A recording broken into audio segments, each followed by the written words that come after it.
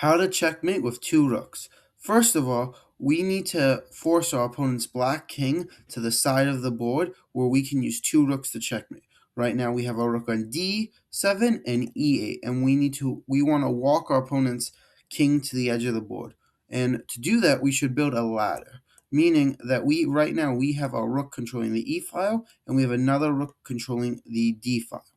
Our opponent's king can't step over to the e file because of our rook on e8. So we can use that advantage by using our rook on d7 to move to rook on f7. This is building a ladder now.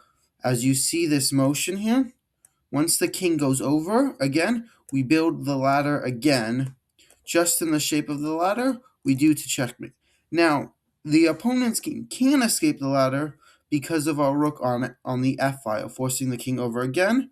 Once again, the rook on our other rook defends, where we can go rook h7 checkmate.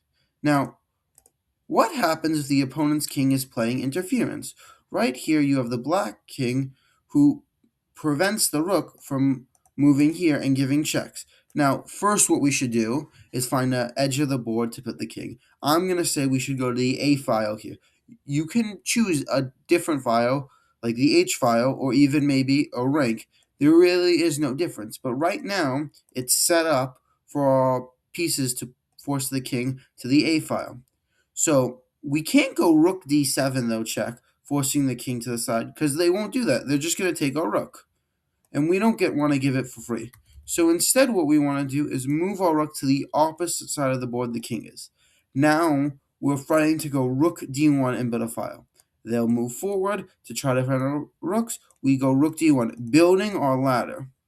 They go king c4. We continue this build of the ladder, bringing our pieces forward. Now they go king b3. Can we go rook b1? No, we can't go rook b1 because they're just going to take our rook. So what we do is move our rook to the opposite side of the board.